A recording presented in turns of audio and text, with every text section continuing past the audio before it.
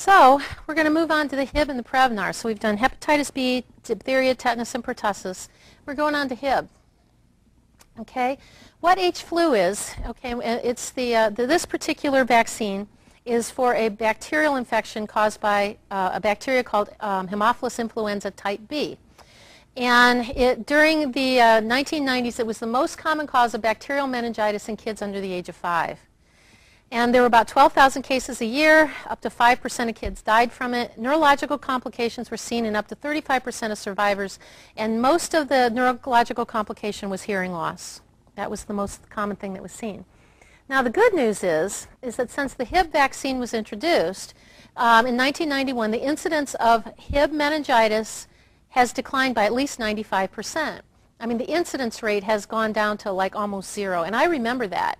I remember that as an ER doc, seeing cases of H flu meningitis in kids under the age of 2 or 3, and that after this vaccine came out, it just stopped. You just didn't see it anymore. Okay, and the reason for that is because of the type of vaccine that this is. It's what's instead of like with diphtheria, tetanus, and pertussis, where we inject that toxoid and develop an antibody to that toxoid. And with, say, measles, mumps, rubella, chickenpox, and polio, those are all viral vaccines that we actually inject the virus into the babies. With HiB and with Prevnar, it's a type of vaccine called a cell wall antigen vaccine. So if this were the bacteria, they actually take a little sequence off the side of the bacteria and inject that. Okay? Now the body develops an antibody to that, so when the bacteria shows up, it goes and finds that sequence and attaches to it and kills the bacteria. Remember that diagram I showed you about that with the molecular mimicry? That's how it works. Is that antibody goes and it finds that bacteria and it kills it. So you're not injecting bacterial DNA, you're not injecting viral DNA, you're injecting a little piece of the cell wall of the bacteria, so you're injecting a little piece of the bacteria to develop the antibody to that. So when the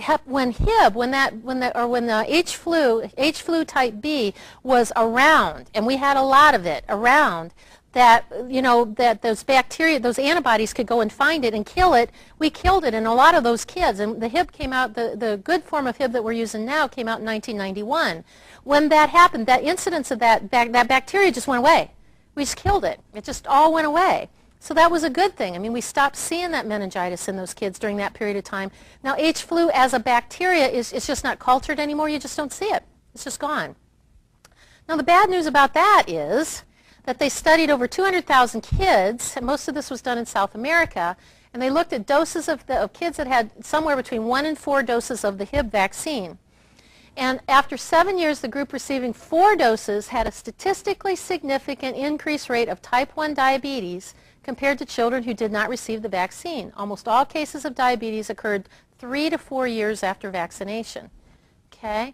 And then there was another paper that said the same thing, but it was too small to have statistical significance. These were Klassen's work, published in the Journal of Autoimmunity, which is a peer-reviewed conventional medical journal, that most of conventional medicine has sort of done to Klassen what they kind of have done to Andy Wakefield. They've said his research was bad, there's no statistical evidence, or all those things. Now, how did this happen?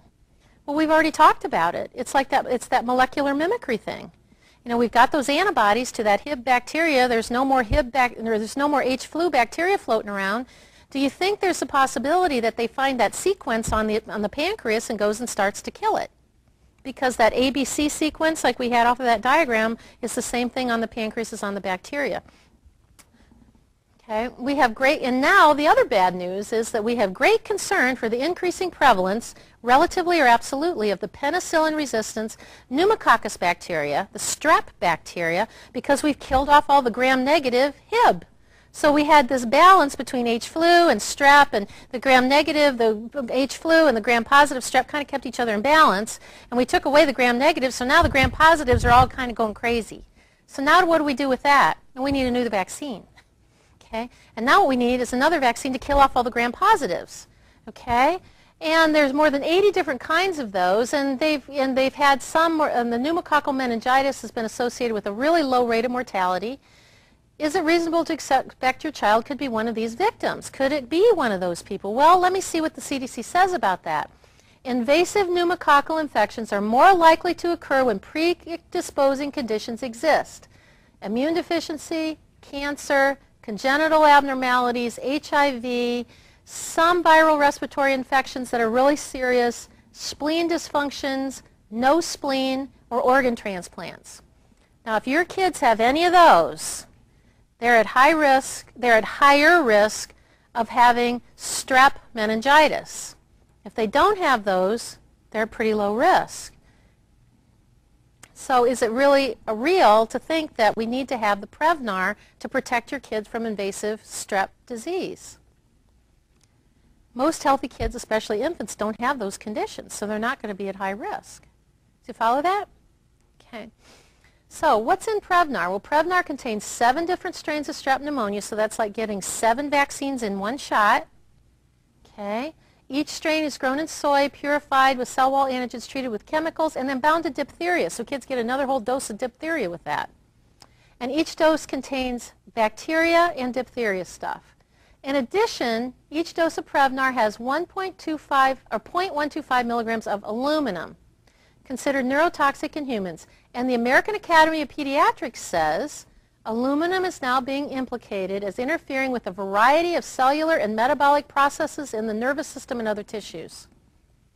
Okay, this comes from pediatrics.